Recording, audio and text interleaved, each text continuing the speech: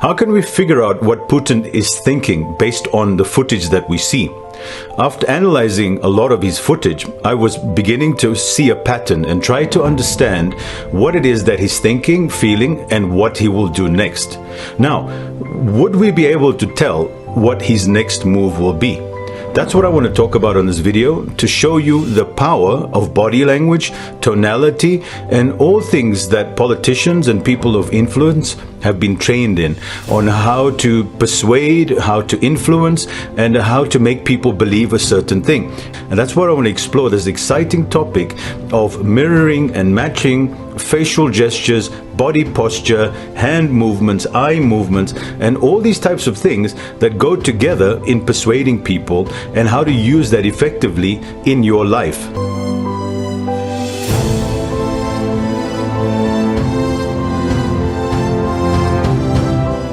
What will Putin do next? That's what the world's trying to find out. What will be his next move? The whole world is in confusion, uproar. America's playing a game, Ukraine's playing a game, NATO's playing a game, the Russians are playing a game. Nobody actually knows what the game is.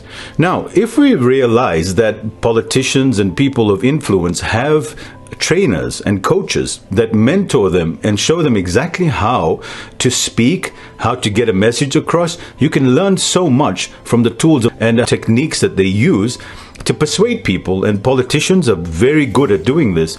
And you could call it lying, but at the same time it's trying to get a message across. The choice of words that they use, the way that they deliver it, their eye movements. If you want to come across aggressive, there's a certain position you take. For instance, an aggressive stance would be one where your arms are out, your posture is relaxed, your legs are flopped on the side. You're looking, if you look at Putin, he looks at the camera from an angle like that. He looks at the person. He's not showing that he's fully engaged. He's almost sitting back, relaxed, and also very assertive. And your head movement as well matters. So you'd see him with his head up, right? And when he's talking, when somebody's asking him a question, he's not like, oh, what are you saying? He's almost looking at them like, I'm not really interested in what you're saying. They also use their feet strategically to position it. You'll find a lot of the times that his feet are moving all over the place because he's like saying, I'm not really interested in you. And also the pupils dilated, right? So that's something that they're trained to do. And with his military background, he knows not to react to that, because as much as we're analyzing them, professionals that analyze footage for government departments, they're reading people. And in fact, the CIA, FBI, and all these agencies have mastered the art. They ask you one question and they can tell in an instant whether you're lying or telling the truth, what you actually mean and what you're saying. And many of the times, if you look at a lying person, they would make a statement and then they will stay looking at the person. So they'd say, I've got $1 million, and they'd look at you. Now, why are they looking at you? To know if they've convinced you enough or not. If someone's just telling the truth and says, I've got $1 billion, and you can tell that they're not really trying to convince you. So you find someone that is prone to lying generally maintains eye contact to see what you're doing and what you're not doing. Then you look at Putin in his delivery. There's a great assertiveness about him, even though he may be hesitant about it. So you're never really going to know where you stand with Putin or with any of the politicians. But then you can look for subtle clues, because as much as you can convince someone, there are certain patterns within you that can't be manipulated. And that's why they don't like doing live interviews, because live interviews, a questioner can throw you off in a technique called cognitive dissonance, where you ask a random question that's not related to the person. So in my coaching, I'd ask a question, but instead of asking it the usual way, I would throw something weird in there to watch their reaction. Now, as I'm watching them, I'm gauging their response to the truth, something that has been pre-measured and pre-orchestrated. And that's why they like to do these interviews planned, so that they're in control and they can't be taken by surprise, so you can't tell if they're lying or telling the truth. Now, if you try to analyze from a political perspective what is going on, you will fail. And a lot of people are saying, well, let's see what Russia's going to do. Nobody knows what Russia is going to do, because Russia is not a unified force, and neither is America. There are people with political agendas. There are people with certain leniencies that want to get certain type of power. So can we then print out thousands of pages of facts and say, well, based on these criteria, we know which way somebody's going to act and when somebody's going to be different? We don't. So you're actually not going to know what the outcome is. You're never actually going to know. Many of the times with these political events and things that happen on the fly, things get built up. So someone sees an opportunity and they take advantage of it. So you may find now Russia, busy invading Ukraine, says, hey, if we're going to do this for Ukraine, we might as well go for Moldova. Now, the Americans would be trying to preempt that and say, well, let's make sure that they don't take Moldova as well, or Lithuania, one of the bordering countries as well, thinking that they know what Putin's trying to do. And in any negotiation and in any business meeting or any relationship issue, you're always preempting what the other person will say. And most of the time, you're going to get it wrong. Therefore, you can't make assumptions. You've got to read the situation in the moment and act in the situation. And most importantly, in any meeting, you've got to focus on the outcome. What outcome do you want? So in other words, what does Russia want and what does America want? And how do they get that aligned? And, you get these top-level negotiators that sit down and read the body language and say, all right, well, you're saying you want this, but what do you actually want? And they come to a compromise. And that's something that I do for a lot of clients as well, to read between the lines. Now, it may seem like it's Putin versus Biden, but in fact, it's a lot more than that. Knowing how to read body language is really vital. Knowing how to look at tonality is really vital. Knowing about the tools and techniques that people employ will help you to become very convincing, very persuasive, either sell more products, win over that person in your life, or to convince someone of something that they want to do. And so I'll introduce you to one topic called mirroring and matching. Mirroring and matching. Mirroring means that you become a mirror to the other person. Matching means you do what they do. So if you want someone to be on the same side as you, say you're meeting a new customer or a new potential mate that you're going to spend time with, you look at their body language, you look at their tonality and the way that they speak, you look at their expressions and their eyes, you look at their breathing, and you can match them.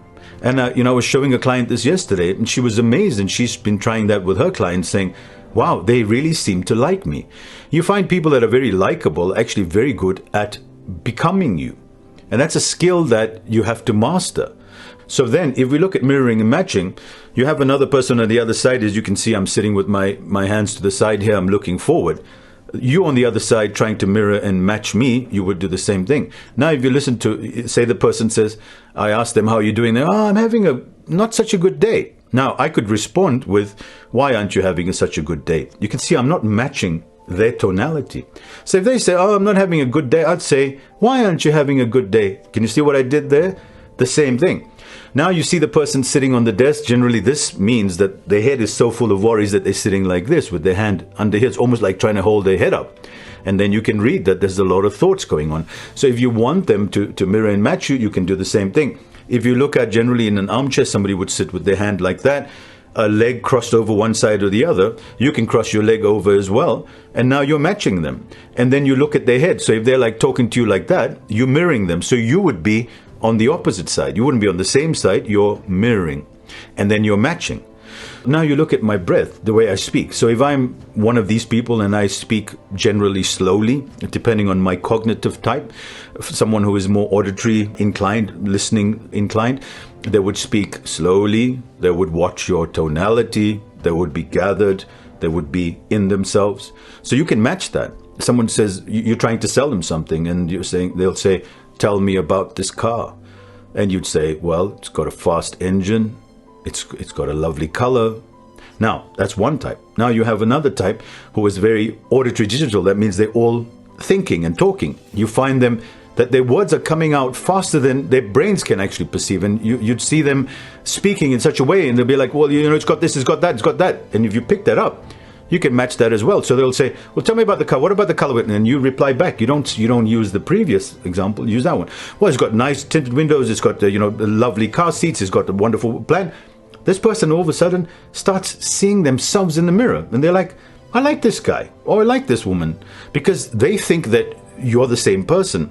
And especially with new encounters where the person doesn't know you and you're trying to build rapport, you can develop really quickly with this. And the same with the facial gestures. So if someone says, yeah, I don't know about that, you'd say, why don't you know about that? Rather than, why don't you know about that? Because now you're out of tune. And then if you want to convince them to be on your side and agree with you, you can use gestures that are giving. Now, if you say, do you agree with me? You're not going to get a very good response. But now you show up, you want them to give you the gesture that you want out of them. So what you want them to say is, I'm in, sign me up.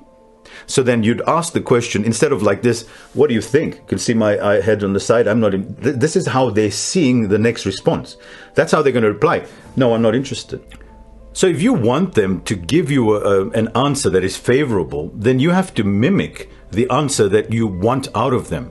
So, for example, if you're trying to get them to say, yes, I'm interested, or I'm in, you can see very different to, yeah, I'm not sure about this, I'm not sure about that, or looking down, right? You're looking away because you're thinking about it. What you want them to do is to give you the same gesture that you're making, but you do it in such a way by asking a question. So you'd say, so instead of you saying, what do you think? Are you interested? Already, they're looking at this going, well, that's the response I'll give, because as a primitive part of us, we recognize that. So instead, if you want a response that's favorable, then you say, what do you think? Now watch my head. What do you think? Because I'm actually nodding. So the person's going, oh, well, then I should nod. Because if I go, what do you think? Or what do you think? You already, oh, what do you think? It doesn't work. But if I'm looking at the camera and I'm looking at the person and I want them to and the news anchors do this as well, use your forward head gesture, use an open body, open arms, and you want that same response. So you'd say something and say, well, it's got everything that you want. What do you think?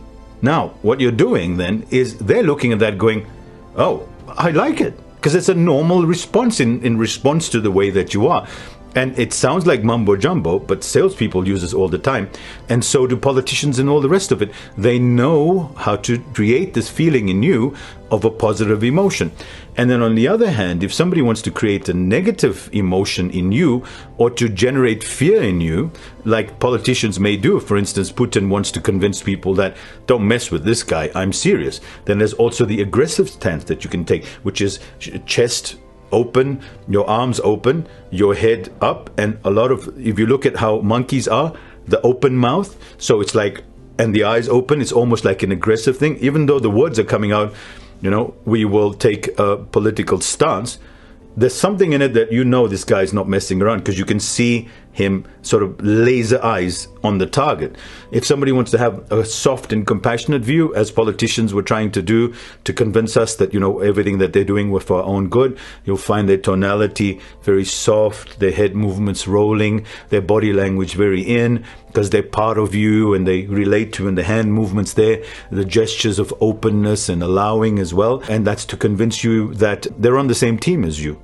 And so you do things like, I'm with you, I get you. It's almost like you're ready to hug them. And people, 95% of your body language is picked up subconsciously. It's not picked up consciously. So your subconscious mind is already looking at signs. In fact, they say the first thing people notice on you is your shoes or your feet. And that's part of biological programming. So, of course, if you want to be convincing in a relationship or in a meeting, don't go with flip-flops, right? And the type of shoes that you choose, either that you want to come across aggressive or friendly, makes a very big difference. So people are picking up all these signs. You'll find someone says, I don't like him, or I don't like her. Now, that's because of the energy in their body language and in their eyes and in their tone that someone is picking up.